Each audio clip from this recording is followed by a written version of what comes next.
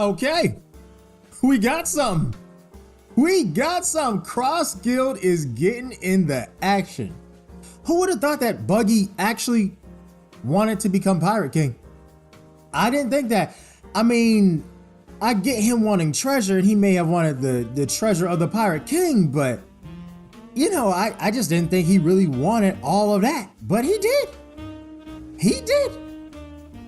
And that means, as shown on this one panel here, Mihawk says, do you really expect us to just go pick fights with red hair, Blackbeard, and Straw Hat?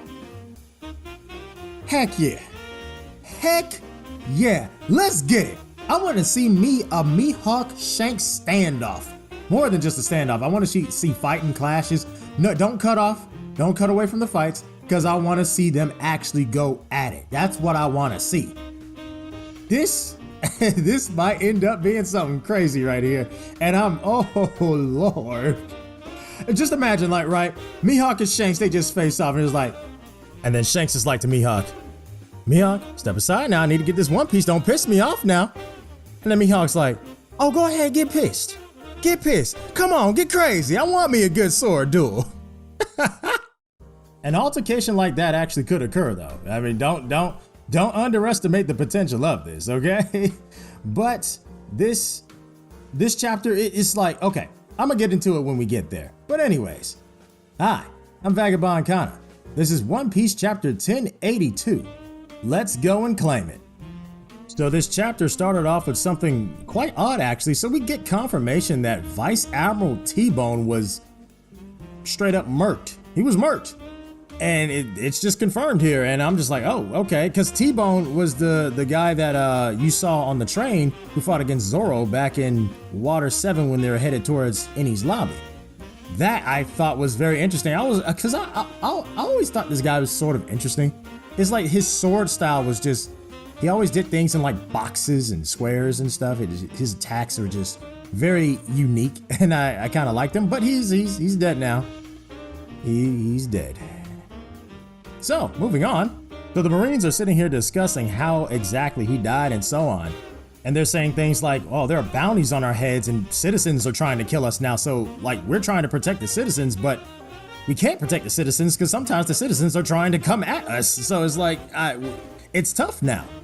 But they continue on and say, hey, where's Garp? And he's like, oh yeah, he went over to Hachinosu. Yeah, he's fighting Blackbeard. You know, they're going at it. You know what I'm saying? And that's Garp. Then we cut on to Buggy and we find out who killed T-Bone, and it was just some random no-name guy. He wasn't even a pirate. He was just some bounty hunter, I guess, and he just, you know, was some no-name guy that just killed him. So that's very interesting. that is wow. You went from a no-name character. It's very rare when Oda actually kills off characters, but when he kills you off to somebody who has no name, just shows you how unimportant you are as a character to Oda. Oda will hold on to the most insignificant jokers in the series, but he didn't hold on to you, and you died to nobody. Oh, that is wow. Okay. But anyway, so they actually made the Cross Guild ship, and lo and behold, the ship is just Buggy's face on it. It's a clown ship. It's a clown circus ship. And then Mihawk and Crocodile saw that, and he was like, you expect us to use this thing? Buggy, please come to my office. It's like, okay. And then they just beat the crap out of him. They just in there just whooping his tail. Oh, this man stood no chance. None whatsoever. But yeah, so anyways, they're having this very interesting discussion about how they're going to obtain power. And in this conversation, it was like, Crocodile and Mihawk were talking about, I was like, okay, we use our overwhelming power, right?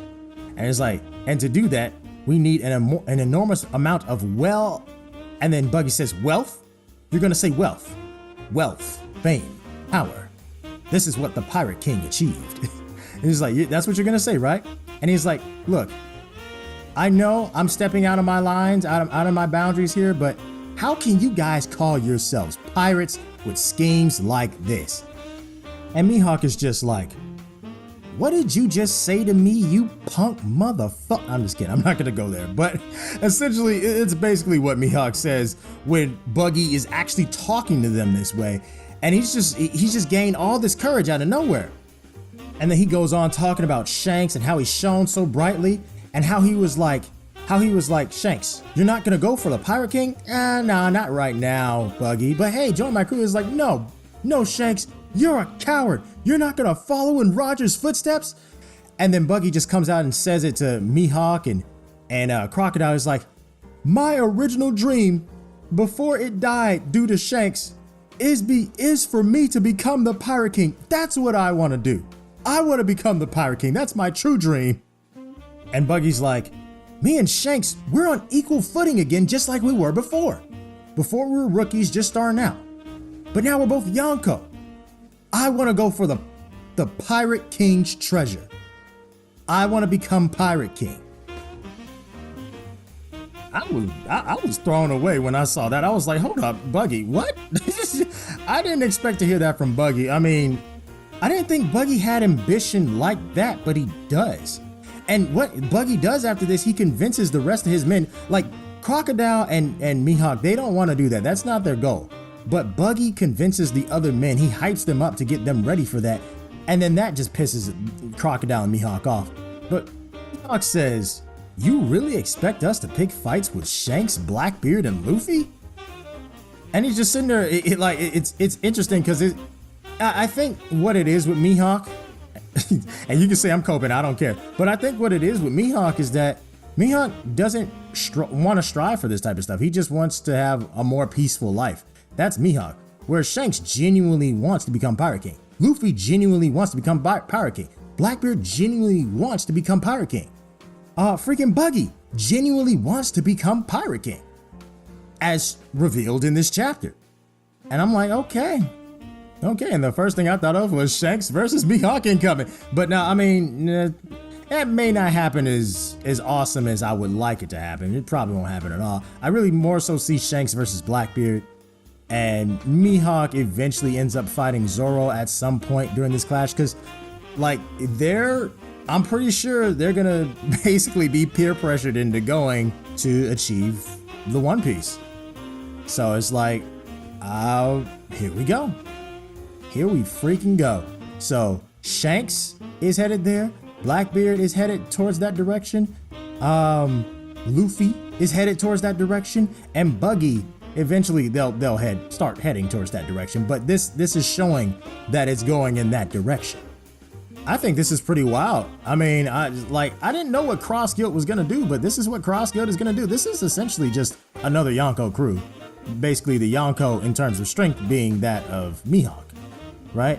And so this is gonna be really, really fun. I'm looking forward to this. I don't know, I do expect this to be a race for the final road poneglyph. Whoever the man with the burn scar is, a lot of people are assuming Dragon. It's possible. It's definitely possible. It's a great possibility. But it could be a brand new character. That's also possible. But in this case, I'm liking where the story's going. Pieces are moving. Things are getting put together.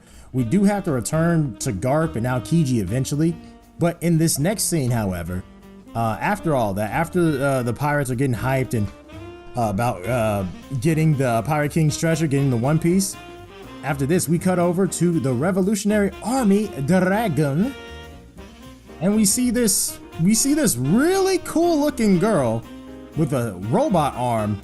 This really weird looking, I'm assuming this is a mink. So this is a mink, and he's morally subordinate. His name is Ushiano, according to the TCB translation.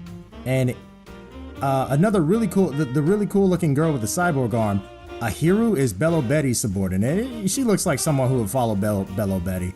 And this Humpty Dumpty looking Joker here, Gamble, okay, Gamble, Limbo, is literally just, it's not Gamble, it's Gamble, you gotta put it in that accent.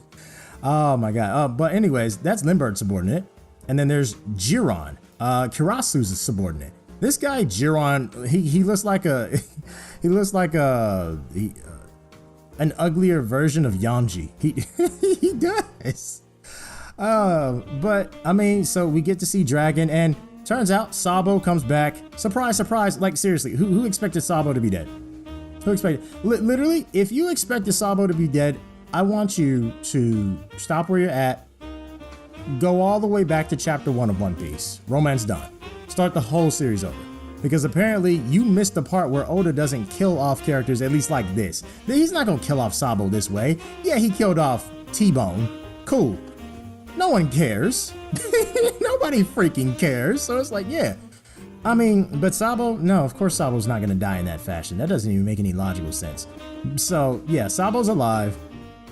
And he's got news. Everyone's happy to see him, of course, but he's got news. And the news is, well, I mean, he didn't tell us yet because it left on a cliffhanger. But basically, he's going to tell you all of what happened. He's going to tell all of us what happened in the land of Mary Joyce. So that is, okay, so I'm looking for, so this information, I'm really looking forward to this. I'm really looking more forward to what Cross Guild is going to do because it's just a more interesting group of characters and an interesting dynamic because it's like Buggy, he wants to become the Pirate King. And it's a very interesting moment with Buggy in this chapter because it's like, he's kind of forcing, he put his foot down in this one. I was like, hold up. This man is talking to Mihawk and Crocodile in this way. These dudes just beat the snot out of him. But here we are. You know, Cross Guild's about to go for it. And I'm really looking forward to seeing what Sabo is going to say because I want to know what's up with Vivi. I want to know, did she see Emu? I think she did. Will we reveal more about Emu? I mean, I don't know. I mean, it makes sense. It makes sense for them to reveal more about Emu because Sabo saw somebody in the chair. So talks of Emu are definitely going to, you know, come. But this is an intriguing chapter. It's not as hype as the other 3 chapters that we got, but it's still a good chapter. And it's more of an information setup chapter, right? And I definitely I think my favorite part of this whole thing was specifically Buggy and all the stuff that we got from Buggy. So, hey. That's pretty dang cool. But anyways, I guess we'll move on to the Reddit comments. But one thing I wanted to say was I did record a reaction for this, but the reaction sucks because I was reading OP scans and my God, their translation was, and look, I love OP scans. They're the first people I go to, but I had to read TCB to get a clearer understanding of what was being said because OP scans, I don't know what y'all were doing. There was so many typos. Everything was nasty. And I was stumbling all over the words and it was like, am I stupid or something today? Like, what's going on? Can I not read? No, it's OP Scan's fault. I'm blaming y'all. But yeah, I mean, I still got the point across, but that translation, that wasn't it. I'm sorry. But TCB, good on y'all this time. It's funny because between TCB and OP Scans, it's always a back and forth. Oh, this week, OP Scans took the dub. The next week, TCB takes the dub. It's just weird. But it's funny to see the discourse. But anyways, on to the Reddit comments. I really want to see what people think about this. So it seems like Buggy has kingly ambitions. Could this be foreshadowing to eventual Conquerors Haki? You know what? At this point in time, I wouldn't put it past. I wouldn't put it past Goda. I wouldn't put it past Oda. I wouldn't put it past Oda. I mean, look, Oda has been quite Goda-ish recently. I mean, do you not agree? I mean, like, he's been dropping some straight fire. It's been pretty good. This chapter is weaker than the other 3, but it's still good.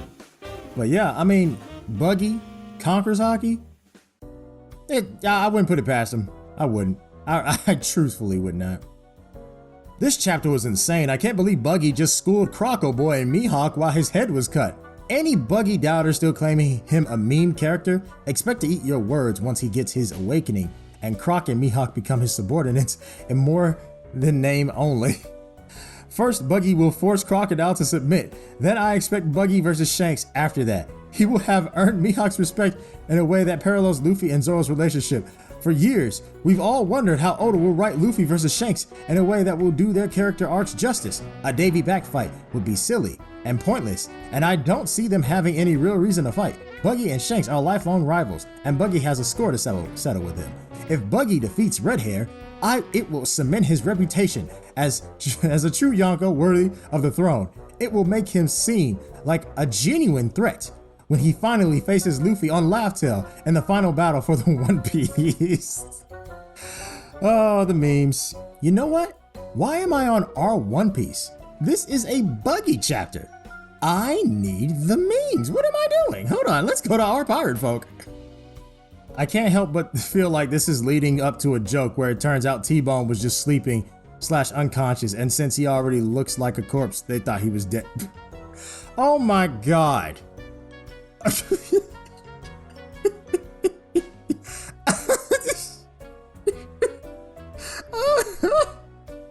Okay. You know what? I take it back. That's what I want to see. I wouldn't be surprised if he was alive, actually. I mean, yeah, I know I was just talking about him being dead, but if he was alive, I wouldn't be too surprised. I'd be like, well, that's Gota. But no, I mean, like, if he's alive and that's the joke, that would actually be kind of funny. I'm not going to lie. I would be okay with that, actually. Because, like, he's still insignificant. Let's be real. Props to Kid fans, to be honest. Kid fans' reaction to Git slander.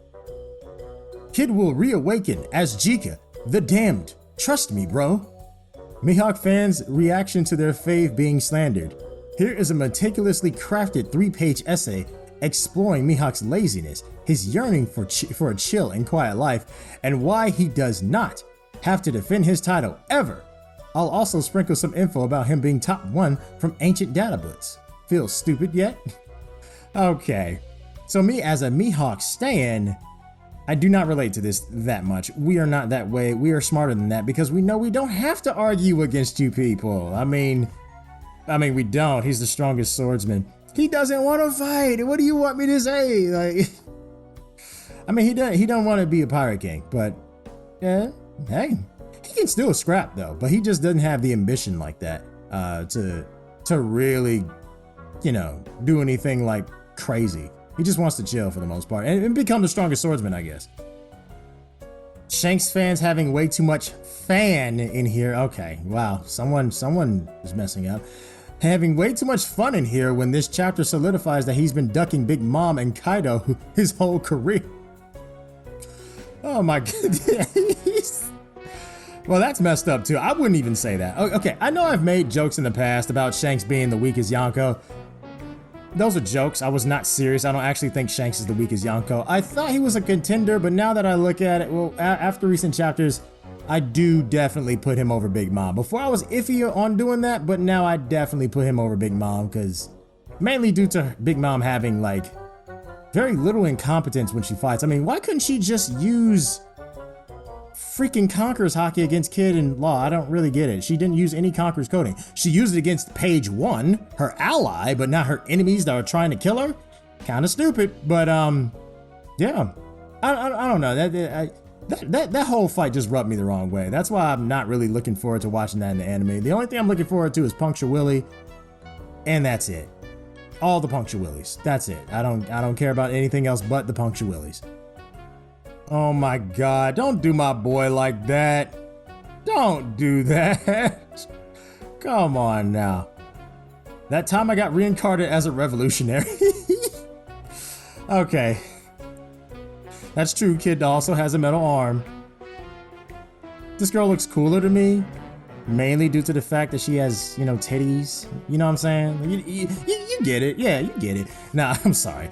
I don't know. She has like this clean look, but with a robot arm. I like that. Kid has nothing but a rough look. So everything matches with him, whereas there's kind of a duality with her design. It's a mixture of like, I guess you could say, beauty and metallic crap, I guess. I don't know what I'm talking about, guys. I'm ignorant. Well, I had some fun here. Did you guys have some fun? Tell me what you think about this chapter and make sure you guys like and subscribe. If you don't want to subscribe, then like. If you don't want to like, then subscribe. If you don't want to do either, then at least comment. I mean, god dang, do something. Don't just be here, you know what I'm saying? But I do appreciate you guys watching the video. Let me know what you all think about this chapter. What do you think is there to come? Like, now is time for speculation, theories, matchups, just everything that could happen. In what order do you think it will happen? Do you think Mihawk and Shanks will actually fight? Do you think they'll meet up or say something or just anything, like something? I mean, let me know, because this could be a very interesting thing going on right here. But with all that being said, Vagabond gone.